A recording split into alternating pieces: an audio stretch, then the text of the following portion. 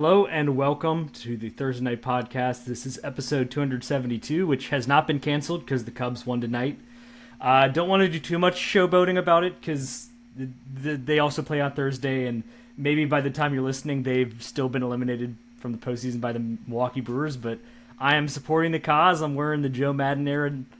There we go. I don't even know. Not to suck shirt. I don't even know that I still have mine because granted, that was several body types ago, so it would take me a good bit to fit into what I could fit into in 2016.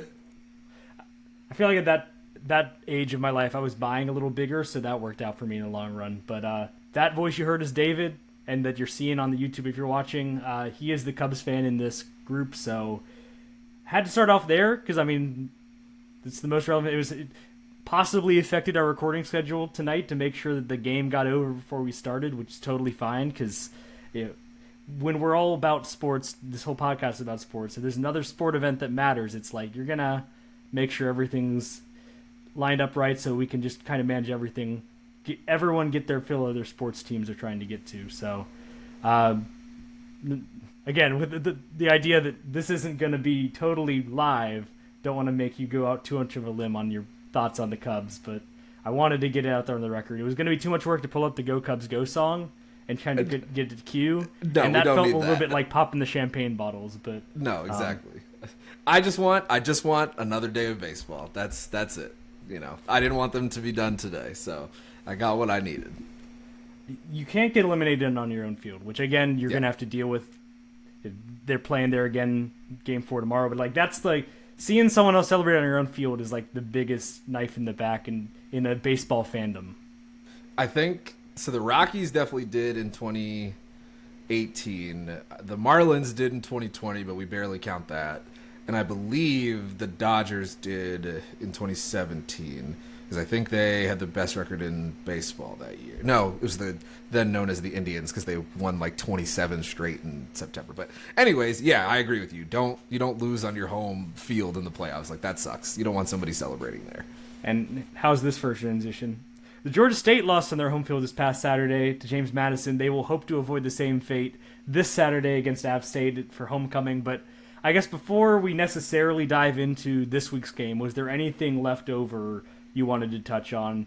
We got some injury information as of tonight. We're recording this podcast, so certainly that is important information for the game moving forward. But we always, even as we have the post-game show, which I think I'm now going to be pointing in the right direction, there will be a link there if you missed that in the corner of this YouTube for the post-game show where we went through a lot more in detail of the JMU game. But anything else outstanding from that you wanted to touch on, and I might backfill some ideas too.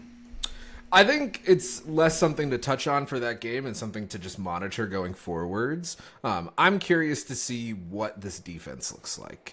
The more I sat on it, the more I kind of feel like that was a defensive performance that, you're not going to force every opposing quarterback to have a 50% completion percentage and under 100 yards. Okay.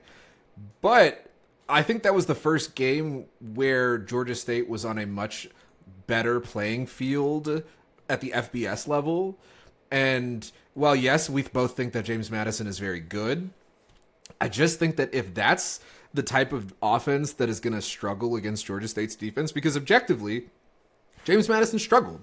It wasn't just that Georgia State was able to, it wasn't just that Georgia State was able to, take advantage of some bad turnovers. They actually forced those things.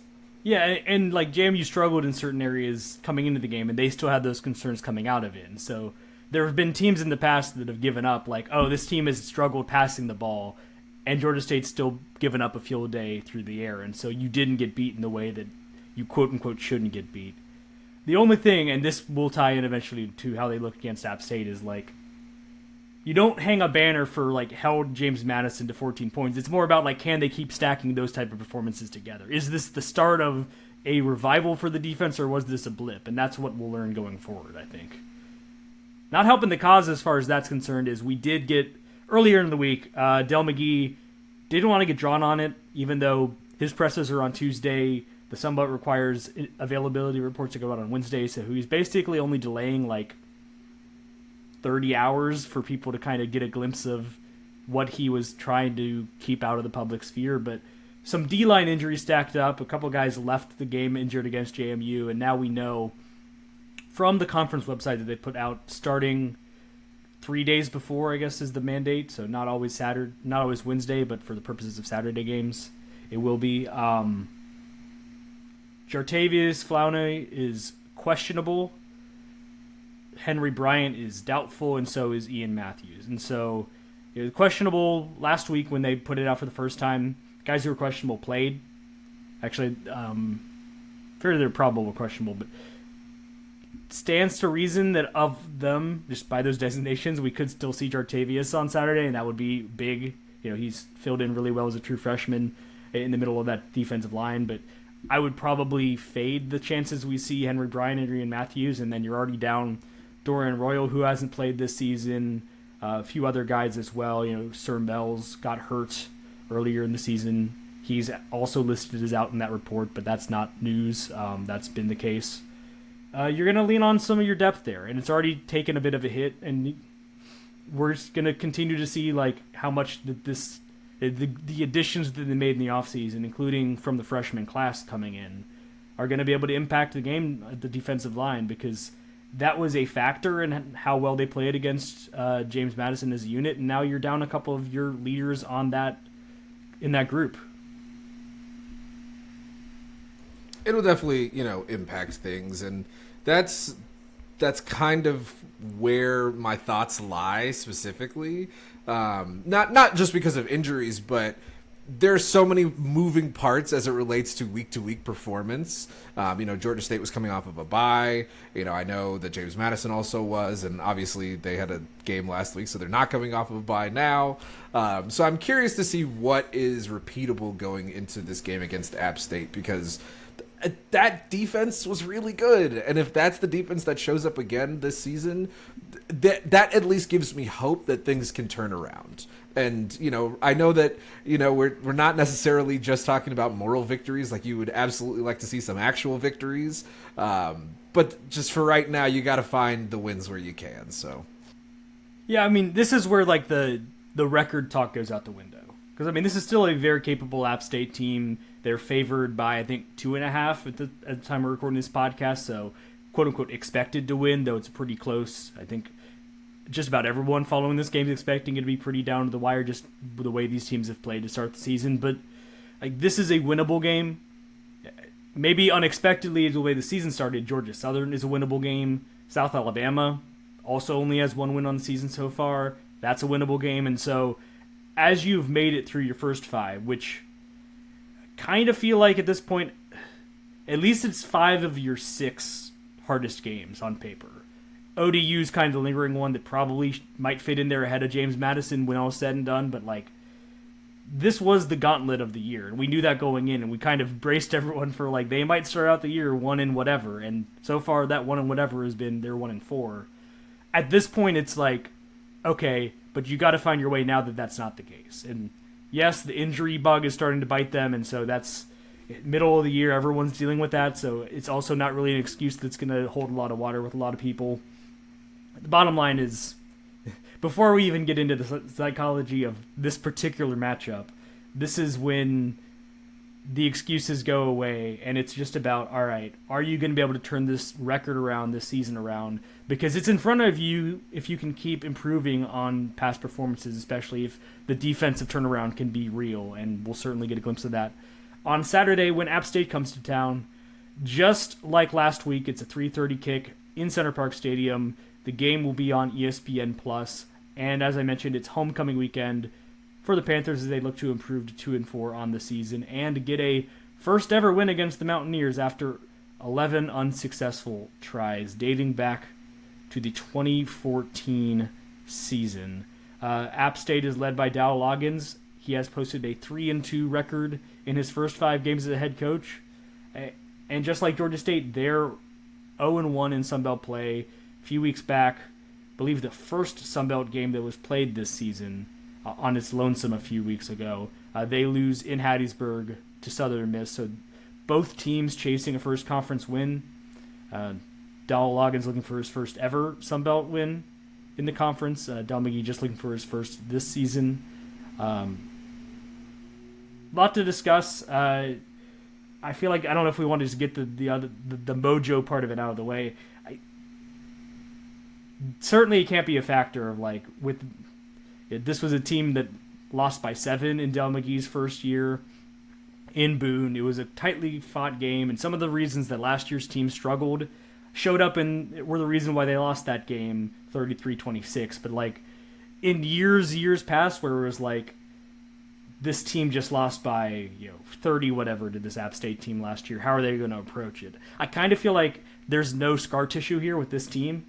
Like they played a close game, and so the record is really only living large in the heads of the fan base, and so you've got them at home. You've got reasons, at least on the defensive side, to feel like things are trending in okay direction, and you just got to get more from the offense. Just straight up, the offense has got to give you more, or you're going to keep losing some of these games, even if the defensive changes are legit. I think the frustrating thing for me, to that mojo point about the App State Georgia State, series is you really shouldn't go into this game feeling like this is the same as the other ones.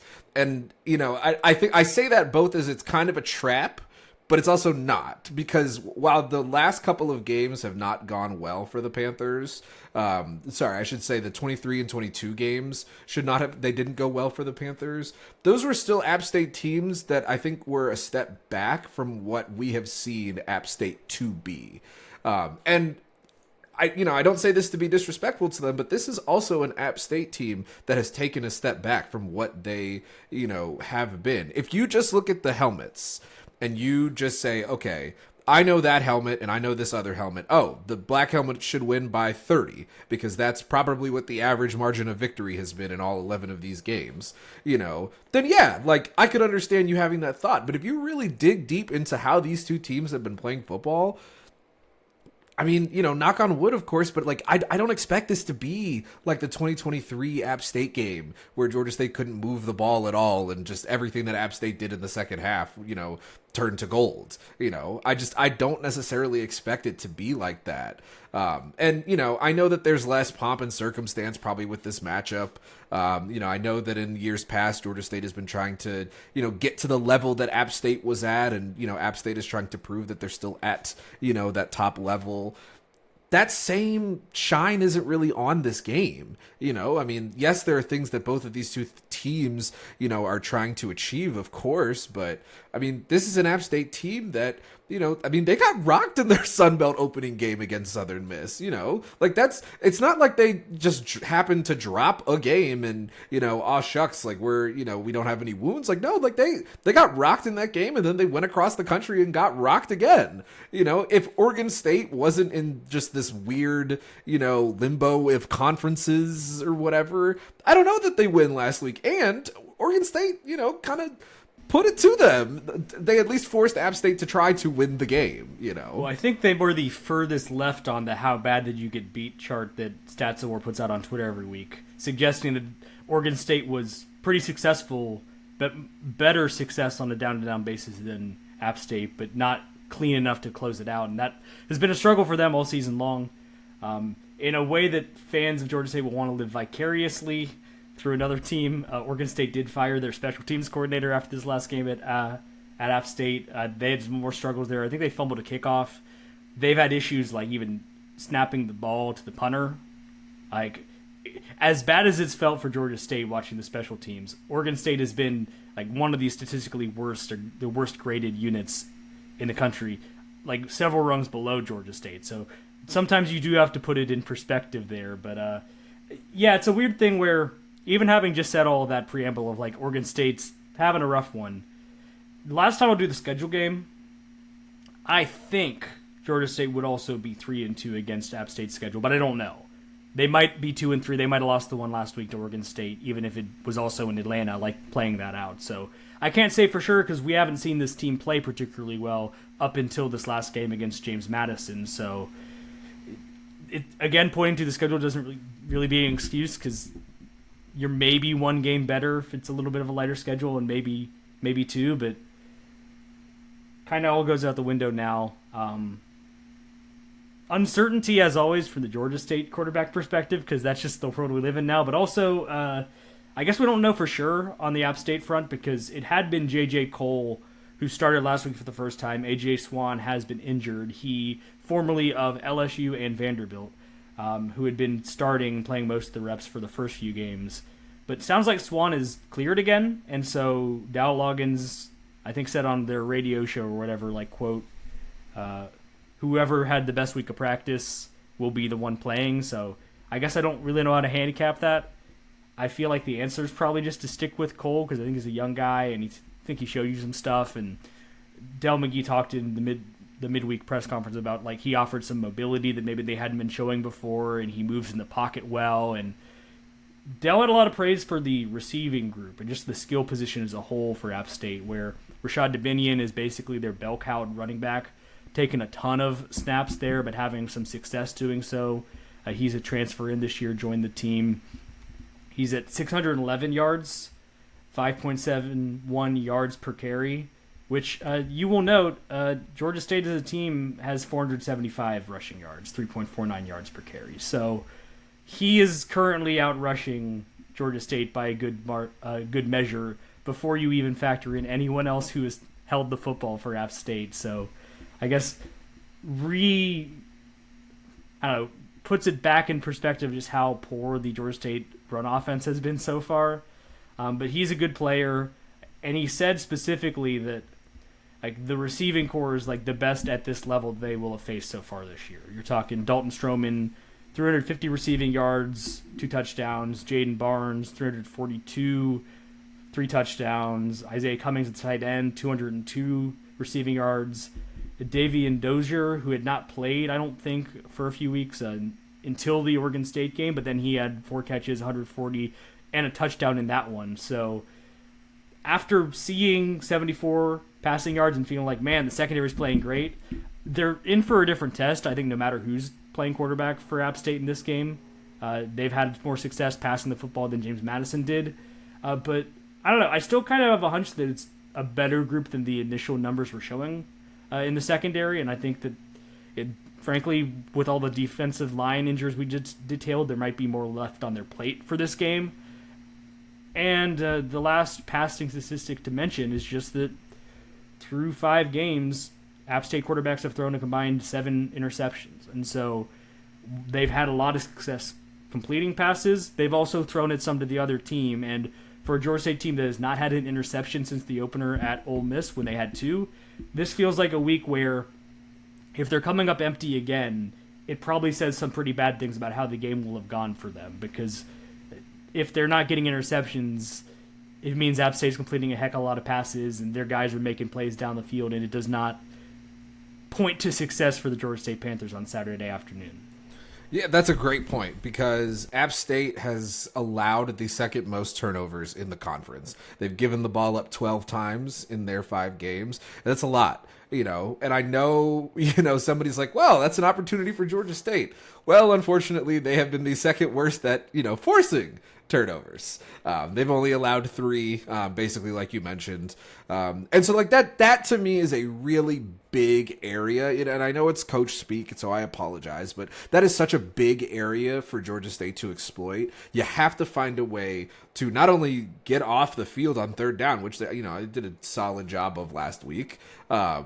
They need to find a way to actually force one of these turnovers, because if you have a team who is very reckless with the ball, you're, just like how James Madison was able to, get that final drive in great territory for them, deep into Georgia State territory. Even removing the false start stuff, which yes. we point to the corner again. I don't know if I'll throw the link up again, but if you know, you know.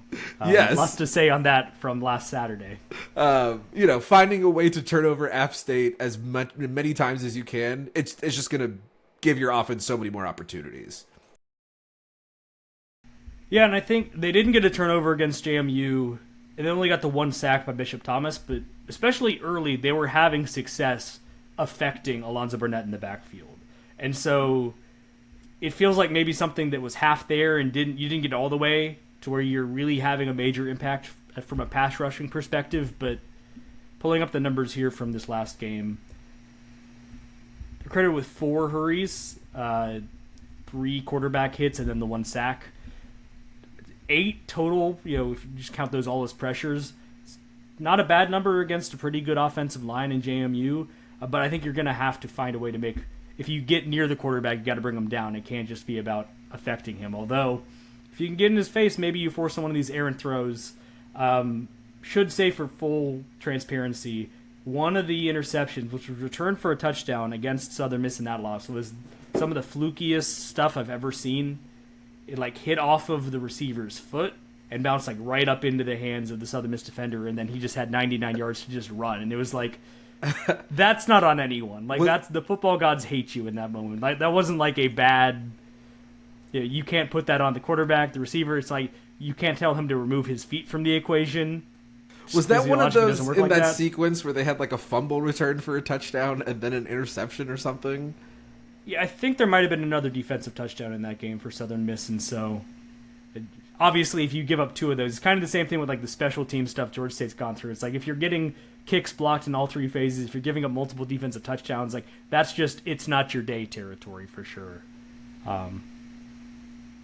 Interested to see, obviously, with the Swan versus Cole thing, because I think it will change probably at least a little bit how they run their offense and kind of what looks Georgia State's going to have to be prepared for. And so as you're now on the other side of it, you kind of understand the games that Del McGee has been playing with the quarterback stuff and not really committing. And we even got a greater extension of that this week, where I was asking about if there would reach a point with how poor the run game has been going, that because Cameron Brown is a more mobile quarterback, it was going to be worth just kind of switching over to him full time just because he offers that extra threat. And Dell took it in a direction of we have to be careful. We can't just run him a bunch and get him hurt, because then who's the next Cam Brown on the roster? And that wasn't really what I was suggesting you do. I wasn't saying you need to go back and run him 20, 25 times a game, but just the threat of the possibility of him running could help out.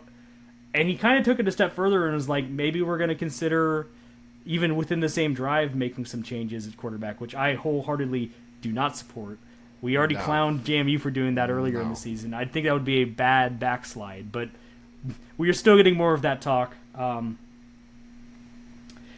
guess this is kind of something maybe was worth mentioning when we were doing the JMU stuff. I left it until now, I guess, just, I don't know, absent-mindedness. But there was one play that I feel is something that people point to as the reason to go to Cam Brown, and something that I think coaches see in a different light, which is Cam Brown had a 13-yard scramble on 3rd and 13 that moved the change. It was a really impressive play, and I'm sure it's a reason why people are going screaming, listening to this podcast, yeah, you got to play Cameron Brown, look at the mobility. I think coaches see that and saw that he had to juke past 3 or 4 guys to make that happen, and just they recognize that's not a sustainable model. Unless you have prime Michael Vick, which Cameron Brown's very good, ain't no one prime Michael Vick, but prime Michael Vick. Go Hokies. You can't just say that's going to be our offense. And so even on one of the better run plays they had last Saturday, it was not, let's say, the most sustainable option for success on the ground. And so you ultimately still have to get better play from your offensive line, and you have to be able to not have whoever is toting the rock just kind of running for their life and having to get out of the way of guys in the backfield immediately as they touch the ball. And so that's going to be the same thing here. I guess I'm curious as ever, just kind of see the usage. Got away from the model because Cameron Brown never got his second drive in the first half last game. Just kind of ended up just tilting all the way back to TJ. But I think that maybe is an illustration. If you got Truth Serum and could ask Del McGee for real why he's managed the way he has, when I think a lot of people look at it and think you should just go with Cameron Brown, and I myself might even be in that camp, but just kind of playing the devil's advocate of it all, I think when you look at it in totality and see which plays have been, I don't want to say total luck box, because I feel it takes away from the student athlete, but a little bit luck boxy, I think you understand why it's not just Cam having mobility is the secret antidote to solving everything. There's more fundamentals at work that have got to get cleaned up. Yeah, I mean, I would feel much better about that play being hey, start Brown Bellwether if it wasn't, a play that was immediately preceded bad offensive line. Like that's just kind of the issue with how those things work. They obviously you said it was a 13-yard play, but like the reason you can't just say that hey, just play this one guy is because, well, they lost yards because of the penalties, and then they lost yards because of just bad offensive line play. Like those are two things that we've experienced all season with this team. So yeah, I understand the thought, but sometimes defenses do things that lead to big plays because they're trying to prevent other things from happening, if that makes sense. So well, and bring back an old podcast favorite, the Darren Granger empty set run play. Those worked because it was blocked up really well, and they had the numbers in the box, and as soon as he hit the hole, the athleticism took care of the rest. But now, if they were being able to set up advantageous scenarios like that in the run game, I think they would be having a lot more success, but they have struggled to be able to make defenses consider that. I guess I don't want to be the schmuck who's just kind of like defending the coach's line. Like I said, I think I would have considered at this point just seeing what Cameron Brown could do with a little bit more of the snaps, but I just feel like if you look at what TJ Finley has done, like, yes, Cameron Brown is the best graded offensive player per PFF to this point in the season. TJ Finley's third. He was the best graded player on the offense in this last game against James Madison on PFF's grades. And it's like, I feel like we've removed the actual reason why the offense isn't working when we just reduce it to why aren't they playing Cameron Brown over TJ Finley. Like, I guess that's kind of where I sit with it, and I don't know. I clearly you need to get some more from the offense in this game, and if it isn't working with TJ, if he starts the game and you're still stalling out, then that's maybe when you pull the ripcord and see what you can get. But at this point, I still expect to see TJ start the game because it's been the case since he has been eligible and playing since the Memphis game, and I think that they still believe he's the best option when putting the whole thing together of who can get the ball out to the receivers. And I guess I can't argue with that on just the value of you seeing what he has done this season. He's missed some throws, but he also put a lot on the numbers and running the offense and everything. And I don't know, I guess we've dutifully covered enough time on the quarterback situation for this week. We'll be back right again next week doing it again, I'm sure. But I don't have any more answers as to what's going to happen or how it's going to go. I just feel like for this week, kind of focusing on that kind of distinction is where I felt like spending my time. I don't think we're, coach shills or anything like that. I just think we both agree that they're doing something that we disagree with. And, I understand the calls for making a change because, yeah, the offense hasn't been good. But, like, the reason it hasn't been good, I really, at this point now, I really don't think the change in quarterback is going to matter in terms of making it and fixing it how it needs to be fixed. Yeah, maybe, Brown's ability to scramble, you can kind of get around a bad offensive line with the, quarterback that can be a little bit more mobile. But what you lose in, I think, downfield accuracy and what you're gaining, I just don't think that balance is worth it because the issue is just the offensive line. Like, I know that that's so boring to say, and I wish that there was a smoking gun that's like, yeah, here's 20 plays that show you why Cameron Brown is absolutely the answer and Finley's also the answer. But just like you said, a third party service that grades these things also has the other guy super high, so it's not like the other guy's been bad either. So they're just gonna need to find a way to get the offensive line to have better chemistry and block better, because that is going to unlock the offense a lot more than making a decision on quarterback. So, and if you want to, if there's any 4D chess being played here, JMU, the top Sunbelt rushing defense, App State is second. These are the two defenses back-to-back they're going to face that right now are holding opposing offenses to less than 100 rushing yards. Might it make more sense to unleash Cameron Brown and avoid putting that tape on film as much before you play Georgia Southern, who's one of the worst rush defenses in the country, and kind of going down the line where you're going to have some more favorable matchups? Maybe that's going on. I couldn't say for sure. In the event that doesn't happen, I don't want to ascribe too much credit to the coaching staff because maybe that's not what they're thinking, and this just purely is just kind of playing TJ over Cam. But that could be at play. Like, it's a long season, and you got to wonder like, I get that it's because this is a better rush defense. You theoretically need to open up the playbook more, but there's something to be said about. Clearly, there's a lot of subterfuge in how this coaching staff wants to handle it. They don't want to put too much out there, and so it almost feels like you could line up with that kind of MO that they've carried themselves with, but I guess we'll see. And it'll make things easier for Hugh Jackson, for Del McGee, for everyone as a whole. If there's another shot play, TJ Finley connects with Ted Hurst this time, and there's not an overthrow there, because I feel like that's the thing that sticks in people's minds. I think, not unfairly, just in the sense of, like, that's the job of the quarterback, is to throw the ball where it needs to go, and there was a touchdown on that play if the throw is more accurate.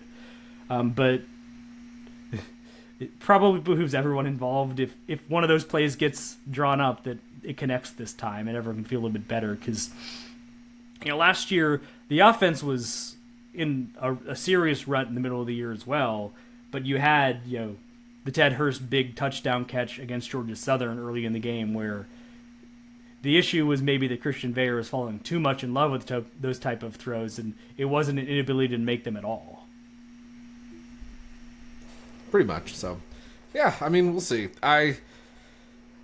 Cautiously optimistic is the way that I will view my thoughts going into this game. So I do think that there's an opportunity, as there has been for a good bit of these over the last few years. So yeah, and Boise State is a tough place to play, and it's a good G5 team, so I don't really hold them losing 47-14 against them. Southern Miss, I think, clearly one of the better teams in the Sun Belt, very improved under Charles Huff. Just like Georgia State has looked at their game so far and said, man, there's this stuff we got to clean up or it's going to cost us. I feel like it's the same way with App State, where you look at, I think they got outgained by Oregon State, could argue very easily without, I think it was a goal line stand late. They could lose that game. Played with the food a bit against Lindenwood, their FCS team, though they well outgained them, so that one was really just, the score didn't match the results in that one, but I feel like they are looking at it in the same way of, like, whereas it's clearly cost Georgia State the games already, like last Saturday, it's not been such a clean product that App State fans and the coaching staff is thinking, like, everything is rocking and rolling right now. They're looking at this in the very similar way that Georgia State is looking at this, where it's like, we haven't played our best ball yet, but everything's still in front of us in the conference, and so we need to get it corrected. And so in their own ways, and kind of with the different things that are going wrong with these two teams, or that haven't been totally firing on all cylinders, it's kind of the same game where one of these teams is going to leave 1-1 in Sun Belt play and feel like they're trending the right direction as they hit the middle part of the season. The other one is going to be 0-2, still searching for it, and ruining probably some of the same mistakes that have been costing them in the game so far to date. So 3-2 versus 1-4, but it's kind of similar when you kind of take the records out of it and just look at where these teams are heading into this game. Yeah, it's a vibes bowl. We'll see if they're good or bad. It has not helped Georgia State in these moments before, even in this matchup, because there was was it 2021 in Boone, App State was really reeling. Georgia State goes up 2 scores very early and then gets shoved into a wood chipper the rest of the way, and it's not close, and it's like, okay, the vibes aren't shifting, and App State's going to be the Sun Belt East champs again, and I'm pretty sure they end up being the case that year. So maybe a different flavor of Vibes Bowl, but I guess not the first one in this entry of this series. But as the all-time record shows, if we're counting those as Vibes Bowls, Georgia State has never won a single one of them in this series, because they haven't won a single game in this series, and so this will be their opportunity again this coming Saturday to do that for the first time. Just one final thought about the series. I did check the Winsipedia, and it made me cry a little bit. App State has never scored 20 points. It has either been, their lowest is they hit 17 twice, or they are consistently in the 30s and higher, like frequently in the 40s. So if there is another good defensive performance out of Georgia State, this would be the week to have it. Sure, and I guess, because I said this to you offline earlier in the week, I see this in terms of like 28-24, 24-20. Like, I think there's a one score in it either way, and if either team gets into the 30s, it bodes well for them, which for Georgia State, It would be an incredible bit after having never held a team under 20 points under Del McGee to do it twice back-to-back weeks when it's totally been unexpected. That would certainly help their chances. But I think if Georgia State's defense can keep it in the 20s, that's where you lean on the offense and say, like, okay, 7 points is definitely not good enough, but 14 or 17 is also not good enough. You got to get 3 or 4 scores in this game to get a win. Like, I think it's the point where you're just going to have to hope for the offense to give you a good bit more than it's been showing you, because holding Sunbelt teams to 2 scores regularly is not going to be just a very easy ask.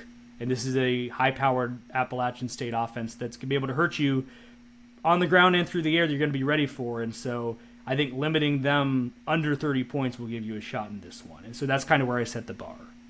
Yeah, I like that score. That does seem to be kind of where this one feels like it'll land. I don't think this will be a blowout. I think this will be.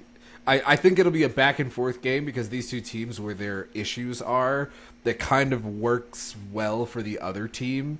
We've seen Georgia State put points on the board sometimes when they've been given a lot of chances, and it's not like they haven't moved the ball at all this year. We've also seen App State be good in the passing game. We've seen them be able to put up some points. So yes, I think that they play with their food, like you said, but it should be a close game. I don't think this is going to be a game that is going to be a blowout by like the second quarter, like some of these have been in this series. But if we're sitting here on the post-game show this weekend talking about like App State 28, Georgia State 13, then the offense questions get louder and louder, and it starts to be a real concern. I mean, it already is. But this would be another game where you'd let the opportunity slip to improve upon it, and it starts to be a real, is this team capable of scoring 21 points in the Sunbelt game? And if not, what has gone wrong with this offense? And so as we get deeper into October, this is the part of the season you're going to have to really start seeing it from the offense. And this is a week where App State's defense presents some challenges even, but you're going to have to persevere and just get to triple digits in the run game. Maybe if it's based on just like you pop one run, that just might be what it has to be with this team. You just kind of have to gimmick it up, find a way to get something going on the ground, because this will be another week where if you get one-dimensional, really going to be hard for you, even with the talent you have with a guy like Ted Hurst, to just make hay in the passing game. And this is where it's like Del McGee, Mr. Running Backs coach, Hugh Jackson, Mr. NFL mind. Like, you got to start scheming this stuff up in the run game and finding a way to just get any kind of success, even if this isn't going to be a top-of-the-line Sunbelt rushing offense like we had maybe been used to seeing in the Sean Elliott years. Gotta find something, Ole Miss can't. I know that Ole Miss was good, like the number that can't be your high water mark for rushing in the season. I still think whatever this week that won't be the case. There'll be one where they'll hit 200, but like if we're at the end of the year and your top is 191 against probably the best team on your schedule, it'll be like a relic of the ages to turn back to and have so many questions about down the years and be like, what happened here? Yeah, like that's just such an odd thing to be still a thing at this point of the season. But speaking of odd things, my picks, they're all odd.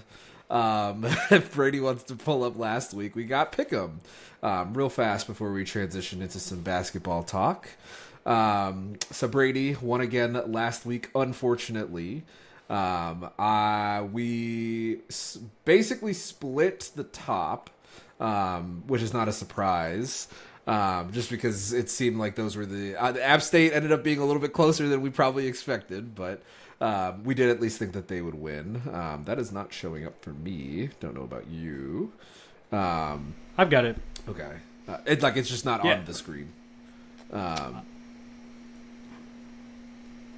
But, so just real fast recap. ULM lost to Northwestern. Oregon State lost to App State. James Madison over Georgia State. We did not see Texas State losing to Arkansas State. That was certainly a surprise. This was the electric game of the week. That game ended I think it was 10-10. Than I expected it to. So we both had that one wrong, but that was the only one that Brady missed. Coastal Carolina lost to Old Dominion, and then in a bit of a thriller, because interstate rivalry games are always weird, Troy ended up beating South Alabama in overtime. So I had South Alabama, so that gives me 4-2. Brady, like I said, was 5-1. But this week, I think this week will be another interesting week in the Sun Belt. We both have Southern Miss taking down Georgia Southern. We do split the Georgia State App State game, for I think a lot of the reasons we just said. I still think this will be a close game. I just think that App State, I like where their offense is right now in a way. You were never going to pay a penalty for picking App State in this game. In the world that this is a one-score game, it's going to be one-score game going to App. And then it's pretty similar for the rest of this. Old Dominion, we both have over Marshall, pretty self-explanatory. Texas State taking down Troy, also pretty self-explanatory. I'm curious about the ULM pick, though. I mean, they're favorites in this game. They are road favorites, which speaks to maybe how far things have fallen in the Tim Beck era in Conway. But I think they're legitimately a chance to make a bowl type team this year. They went 5-1 to 5-7 last year and it was disappointing, but I think they're a scrappy team, wear their heart in the sleeve type stuff, and I think Coastal's not that good this year. They just lost by 40 on the road at Old Dominion, so it's like, where's their head at in the middle of the season? Whereas we're asking kind of the same things about Georgia State at 1-4. I think you have to legitimately start asking this question when you start facing those type of results in conference play. And so, I like the Warhawks on the road here. Yeah, I think that's fair. It's tough for Coastal because, here are just outside of their 7 points last week. They were shut out against East Carolina, They only scored 13 against Charleston Southern, and then they scored 7 against Virginia. I think they just have had a tough time scoring. I don't know. I feel like they're one of those teams where every time I'm ready to fade them, they have a home game where it looks like they should be, not the favorite, and they're not favored in this one. And then they just find a way to get it done. So maybe that's a little cope, I don't know specifically, but it just feels like this isn't the week for me personally to bet against them. This is certainly a back against the wall game for them in a way that might not be for ULM. And so you should have the mentality of this one playing at home. So gotta have it, Chanticleers. You certainly and I guess do. This was the last one. Was the one I think that's pick 'em. The last one was the one I waffled on, just because I think Troy is better than I expected heading into this year, and Texas State has this proclivity of dropping games. They shouldn't have lost this game against Arkansas State. It was weird. It was 10-10 entering the fourth quarter, and then everyone just started scoring a million points. They get the ball there. It's 24-24 in the final minute. They burst a long quarterback touchdown run for Brad Jackson. There could have been a chance to kill the clock down and just end it on a field goal. Maybe it wasn't a touchdown. Maybe it was just a run all the way down to the one. But they had an opportunity if they wanted to not let Arkansas State touch the ball again. Arkansas State lets them score. They miss the extra point, so it's 30-24, and then Jalen Rayner just absolutely eviscerates the Texas State defense in a 1-minute drill where he didn't even need all the time. And Arkansas State wins, and it's not the first time. They lost a game against Sam Houston last year. They were up big and just kind of let it get chipped away and lost it. G.J. Kinney has revitalized this program, but they have not gotten over the hump as far as losing those type of games. And certainly in our time watching Georgia State, Sean Elliott, that was a problem for him, where there'd be games where he'd be like, what the hell just happened? One of them was against Texas State and San Marcos, where they lost in double overtime. So it wouldn't shock me if we're both wrong on this again after picking them last week, and Troy finds a way on the road. But as I make absolutely the best attempt to make sense of the Sun Belt West and come up empty, I think they are one of the better teams, certainly one of the most talented teams in the West. And so they should win this to kind of row back and get back in control of their fate in the Sun Belt West, or at least not drop a second game in a row in the conference. But Troy seems improved, and Texas State's lost a few of these games the last couple of years. So I don't know. I'm skeptically picking the Bobcats. They really don't make sense as a football team. I really don't know what to make of them either because, they like, especially last year, they'll have such good wins, the UTSA win, and then you drop the game to Sam Houston. And I know Sam Houston was, a good team last year, not to say that. But game script wise, you just spit the bit out. Yeah, that just doesn't make sense to me. So, I don't know. Yeah, and I guess wrapping up this week, it's kind of a weird spot for a recording schedule that there is a game next Wednesday, and I think this will be the last time we're going to talk, although we'll have the post-game show. But as far as regular pod, I think the next one will be after the exhibition against Georgia next Wednesday, which will unofficially kick off the men's basketball season. But we'll be back in your feeds in addition to the post-game show. Was able to speak to Jonas Hayes earlier this week for a sit-down interview. I'll post that in the feed probably on Monday, just kind of get everyone ready for the season. Went through basically the entire roster, went through some of the changes, and so I will leave some of it to be listened to the podcast feed, but I wanted to touch on a few of the things that stood out to me from the interview, and I posted these as well for VIPs on Panther Talk as a little bit of a preview, because it'll be about a week between the interview and the podcast getting released, and so there's some time there for people if they want to get the extra, the skinny, and I'll provide some of that here on this podcast as well. That'll be out on Thursday, but I think it's going to be hard for people who are kind of out on Jonas Hayes to be convinced by anything other than wins, and I think that's totally fair, and it's something I kind of asked about is kind of like, what do you say to people doubting right now heading into year 4? And he gave kind of a long, interesting answer. That was the last thing I had spoken to him about, but I'll leave that for the podcast itself. It's a tease.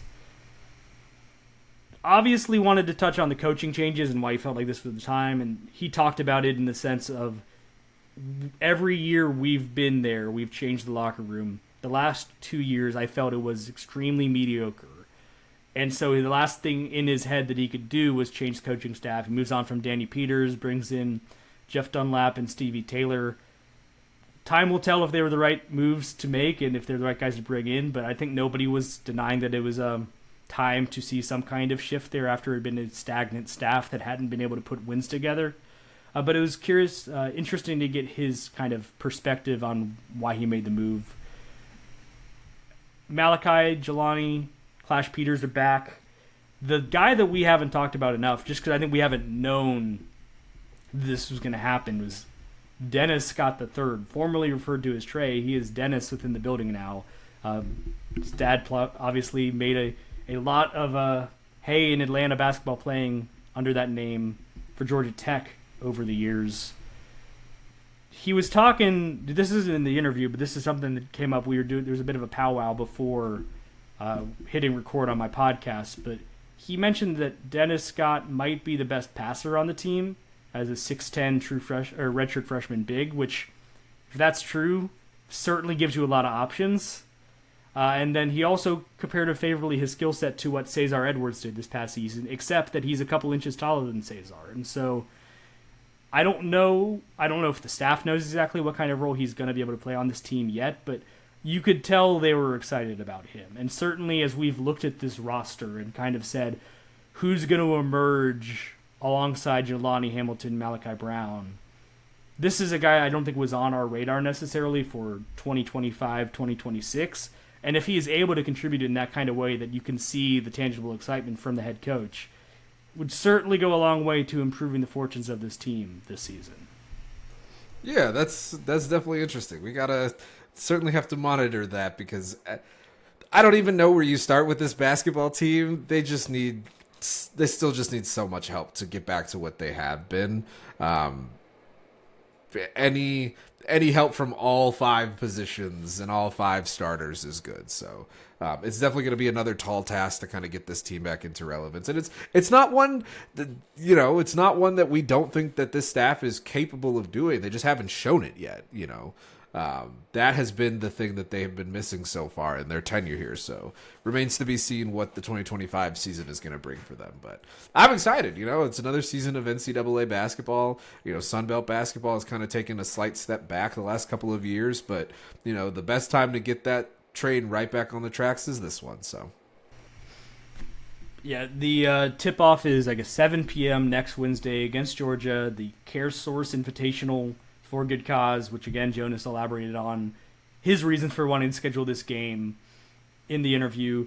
Also, the peculiarity that was on the schedule, the road exhibition game at Division II Morehouse in Atlanta, probably stood out to a lot of people when it got announced, and got more insight on that as far as the team plays in some early road environments. The 4 of their first 6 games in the regular season are going to be on the road. And to say nothing of, this team has been awful on the road in Jonas Hayes' time. So it was an intentional job of scheduling where before the games count, they're going to get into one of those environments that Jonas's first coaching gig, I believe he was saying, was at Morehouse.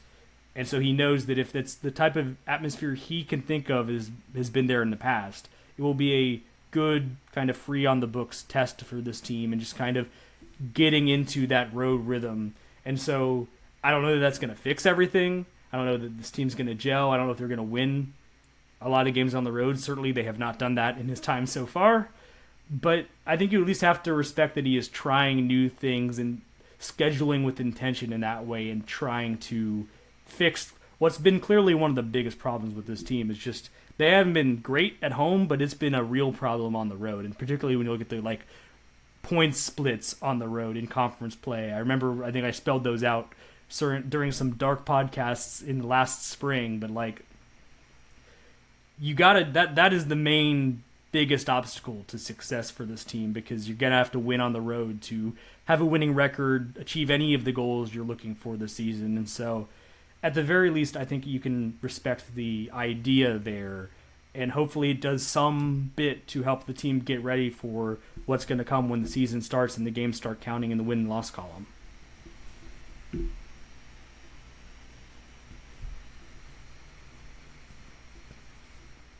Don't think we're going to do necessarily the post-game show for every basketball game. I don't know. I guess maybe if they look really good and I feel like saying a bunch of words of the game that it's just going to be me because David won't be able to attend next Wednesday, then I guess we'll see what I work in when we do the main pod. But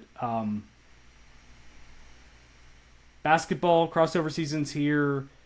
Hope is still eternal because everyone's record 0-0. Obviously, concerning couple of seasons or last 3 seasons for Jonas Hayes and the men's basketball team. But we'll see very soon what they look like. Maybe positivity or the concern will grow depending on how they look against an SEC roster in their own building next week. But we'll cover that.